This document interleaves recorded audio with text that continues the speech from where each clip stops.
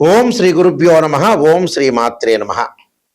దేవగురువైన Brihaspati June 2వ తారీఖు రాత్రి 1:50 తన సొంత నక్షత్రమైన పునరసు నక్షత్రంలో ఉచ్చస్థానమైన కర్కాటక రాశిలోకి ప్రవేశం జరుగుతుంది.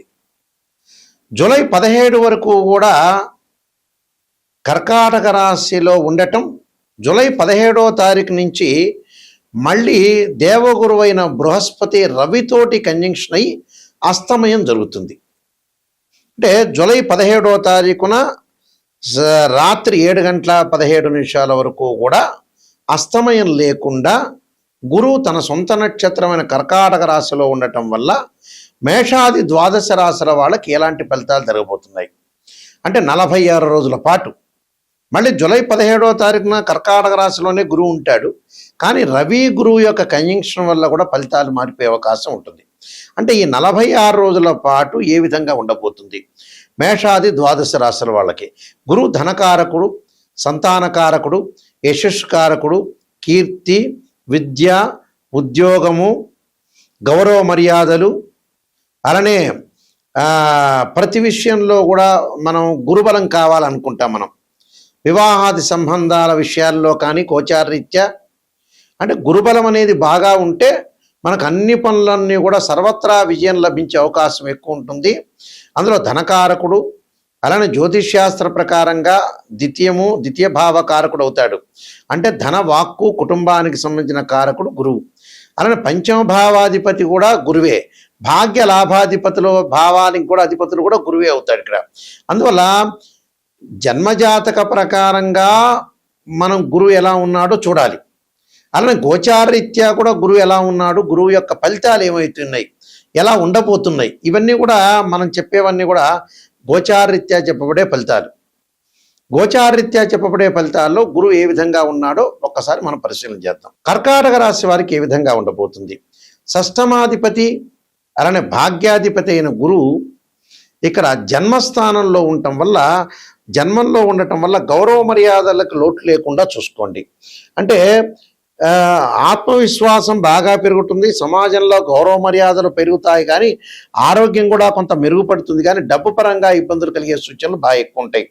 అంటే ప్రభుత్వ మూలకంగా కొన్ని ఇబ్బందులు జరగటం, ఉద్యోగంలో కొన్ని సమస్యలు, ఒత్తిడి, నూతన వ్యాపారాలు ప్రారంభం చేయొద్దండి. వ్యాపార పరంగా, వృత్తుల పరంగా కూడా కొంత వైరం కలగటం, శత్రువులు బాగా పెరగటం, బంధుమిత్రులతో కూడా గొడవలు రాకుండా చూసుకోండి.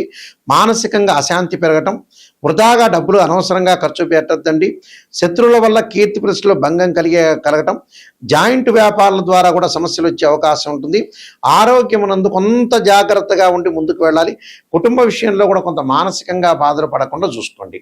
విద్యార్థులు ముఖ్యంగా వారు చదువు మీద వ్యాపకాన్ని చూపించండి. వేరే వ్యాపకాలు తగ్గించుకొని ఎడ్యుకేషన్ మీద కాన్సన్ట్రేషన్ చేసి ముందుకు వెళ్తే బాగుంటుంది. నూతన వ్యాపారాలకి బాగా కలిసి రావటం, బంగారు ఆభరణాలు, దుస్తులు కొనుగోలు చేయటం, అలానే ఫ్లాట్లు, ఇళ్ళు కూడా కొనుగోలు చేసే అవకాశాలు బాగా ఎక్కువ ఉంటాయి.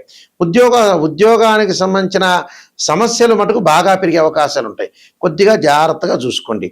డబ్బును కొంత పొదుపు చేసుకోండి. అనవసరమైన ఖర్చు పెట్టే అవకాశాలు ఎక్కువగా ఉంటుంది. విద్యార్థులు కూడా కొద్దిగా కాన్సన్ట్రేషన్ పెడితే మంచి ఉత్తీర్ణత సాధించే అవకాశం ఖచ్చితంగా ఉంటుంది. మన జాతకంలో ఎప్పుడైనా సరే 2 ఉంటాయి. ఒకటి బర్త్ చార్టు, రెండోది గోచారం. ఇప్పుడు ప్రస్తుతం చెప్పబోయేది ఏంటంటే ఇవన్నీ గోచార ఫలితాలు అంటారు. గోచార పరంగా తన రాశి దగ్గర నుంచి 2, 5, 7, 9, 11 స్థానాల్లో ఉంటే గురువు మంచివాడు అని అర్థం. ఇది గోచారం, గుర్తుపెట్టుకోవాలి. అంటే this is translate system. Birth chart అలా కాదు. మన బర్త్ చార్ట్లో మన జన్మజాతకాన్ని తీసుకొని మ్యాథమెటికల్ క్యాలిక్యులేషన్ వేసి బర్త్ చార్ట్లో 6, 8, 12 స్థానాల్లో గురువు ఉండకూడదు. అంటే 6వ స్థానం, 8వ స్థానం, 12వ స్థానంలో గురువు ఉంటే డబ్బు పరంగా ఆర్థిక సంబంధాల విషయంలో కొంత ఇబ్బందులు కలిగే అవకాశాలు బాగా ఎక్కువ ఉంటాయి. అంటే డెవలప్మెంట్ ఉండదు అని అర్థం. గురువు రాహుతో కానీ, కేతువుతో కానీ, శనితో కానీ కలిసి ఉండకూడదు. గురువు ఆరుద్ర, స్వాతి, శతభిషము, అలానే అశ్వని, మఖ, మూలా నక్షత్రంలో కానీ, పుష్యమి, అనురాధ, ఉత్తరాభాద్ర నక్షత్రంలో కలిసి ఉండకూడదు. అంటే రాహుతో కానీ, కేతువుతో కానీ, శనితో కానీ కంజంక్షన్ కాకూడదు. 6, 8, 12 స్థానాల్లో జన్మజాతక రీత్యా ఉండకూడదు. గోచారరీత్యా మళ్ళీ విధానం వేరు, దాని కండిషన్ వేరు. గోచారరీత్యా తన రాశి నుంచి 2, 5, 7, 9, 11 స్థానాల్లో ఉంటే గురువు మంచివాడు అని అర్థం. ఇక్కడ గురుబలం అనేది మనం తక్కువ ఉంటే ఏం చేయాలి? గురువుకి అధిదేవత, అధిష్టాన దేవత, అంతరిక్ష దేవతలు కొంతమంది ఉంటారు. అంటే అక్కడ అంతరిక్ష దేవత అయిన తారామహాదేవి యొక్క స్తోత్రాన్ని పారాయణం చేయాలి.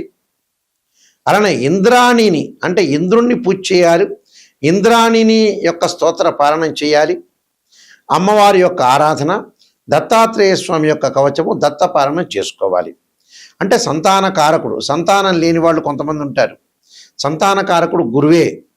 సంతానపరంగా దోషం కలిగిందనుకోండి, సంతాన గోపాలకృష్ణ మంత్రాన్ని చదువుకోవటం, దత్తాత్రేయ స్వామి యొక్క కవచము, దత్తపారాయణము, బృహస్పతి పాశుపతాస్త్ర రుద్రాభిషేకం చేసుకోవటం, అలానే బృహస్పతి హోమము, శనగలు దానం చేయటం, ఆ శనగలకు సంబంధించిన ఎల్లో పసుపు కలరు క్లాత్ని దానం చేయటం,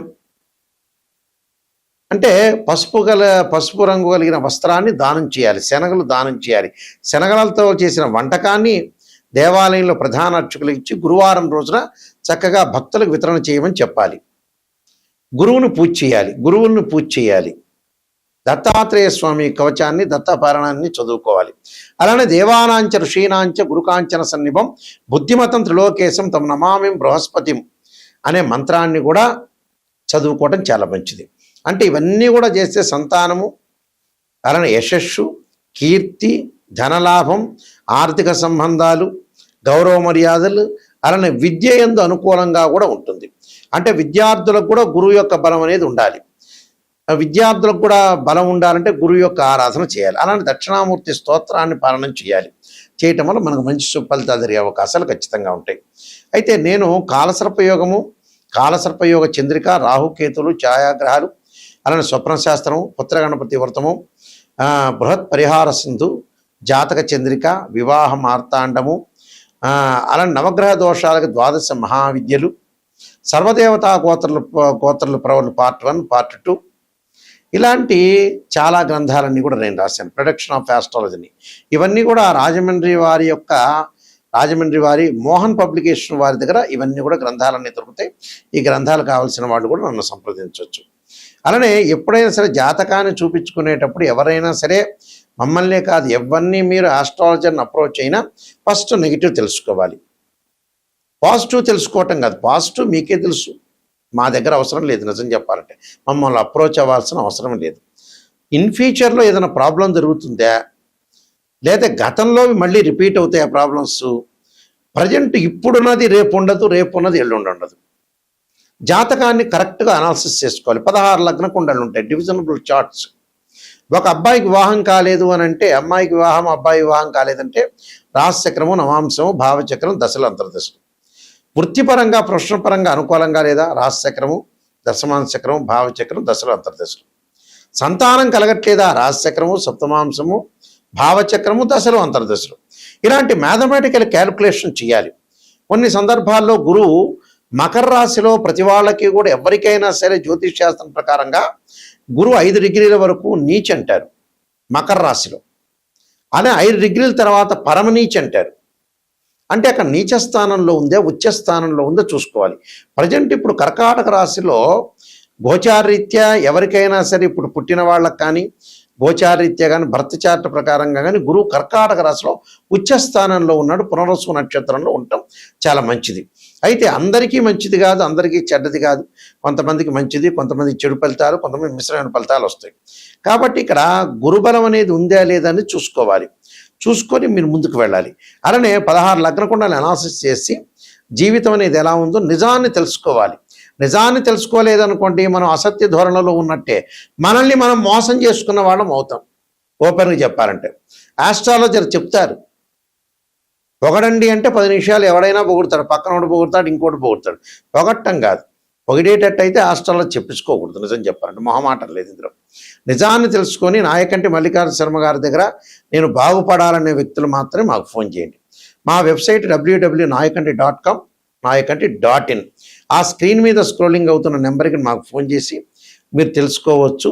మీ అందరికీ కూడా శ్రీ పరమేశ్వరుడి యొక్క కరుణాకటాక్షం ఉండాలని, శ్రీ పరమేశ్వరి యొక్క అమ్మవారి యొక్క కరుణాకటాక్షం ఉండాలని ఆశిస్తూ సర్వే జనా సుఖినో భవంతు.